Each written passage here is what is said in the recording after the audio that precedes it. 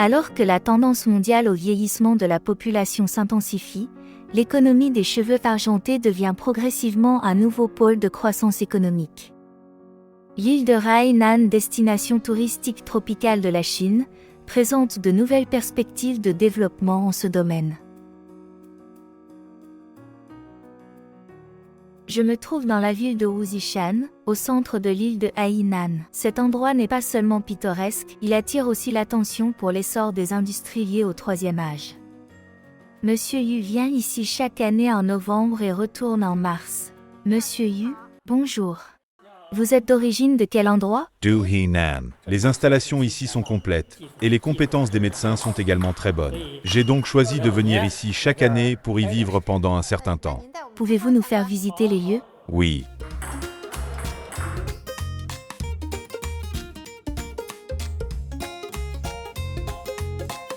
L'air est bon ici, l'eau est bonne. Les gens sont bienveillants.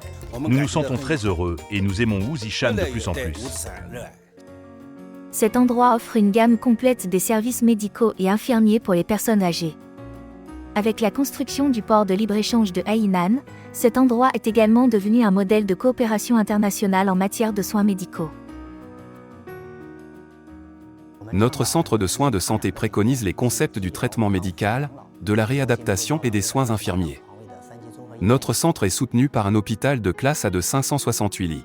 La construction approfondie du port de libre-échange nous permet d'avoir plus de facilité dans l'introduction d'équipements et de talents et de taxes, ce qui contribuera à réduire les coûts d'exploitation, à améliorer la qualité des services et à renforcer notre compétitivité sur le marché. Après l'instauration officielle de la zone de libre-échange, le marché sera plus ouvert, ce qui peut attirer davantage de touristes domestiques et étrangers et de personnes en quête de soins de santé.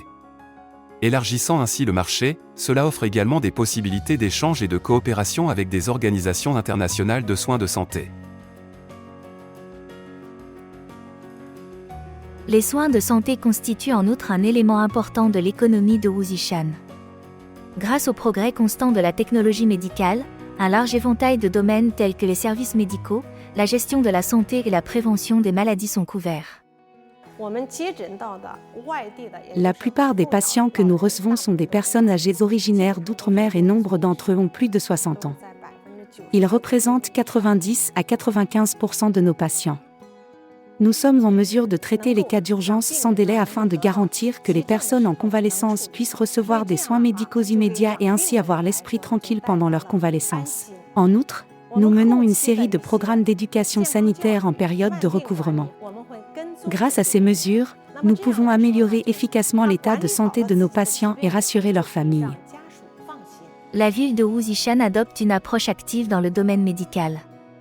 Outre l'introduction du centre cardiaque Dai, le centre de médecine neurologique Lingfeng a également pris racine dans la ville, assurant de manière constante la progression des soins médicaux vers le niveau international. Nous avons maintenant établi une relation avec professeur Charles Théo, d'Australie, qui visite notre établissement de temps en temps. Récemment, nous avons travaillé main dans la main pour réaliser 4 opérations chirurgicales ici. Un spécialiste est venu d'Australie pour participer à l'opération et est retourné dans son pays 4 jours après l'opération. En outre, pour renforcer notre coopération et nos échanges, nous avons créé un centre de formation. Cet établissement a été rénové et officiellement inauguré en juillet dernier. Avant l'instauration de la zone de libre-échange, cet établissement s'est ouvert déjà au public et accueillir des stagiaires d'Asie du Sud-Est et des pays participants à l'initiative La Ceinture et la Route. Selon le récent livre bleu sur l'économie des cheveux argentés en Chine, l'ampleur de ce secteur s'élève à environ 7 trillions de yuan, représentant environ 6% du PIB, et d'ici 2035, l'économie des cheveux argentés devrait atteindre 30 000 milliards de yuan, soit 10% du PIB. L'industrie des services de retraite, la consommation de fournitures pour personnes âgées, la finance, la santé, la culture et le tourisme, ainsi que d'autres domaines liés à l'économie des cheveux argentés affichent une croissance explosive. Nous formulerons des politiques préférentielles et incitatives spécifiques pour promouvoir le développement de l'industrie des soins de santé, garantirons les terrains destinés à ce secteur et continuerons à promouvoir la construction du Centre international médical de réhabilitation.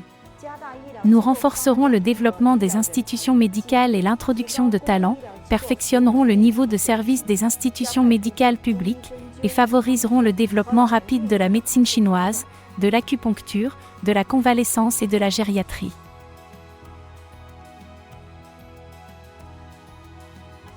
Dans la ville de Wuzishan, l'industrie de la santé et du bien-être devient progressivement un nouveau moteur de la promotion du développement économique.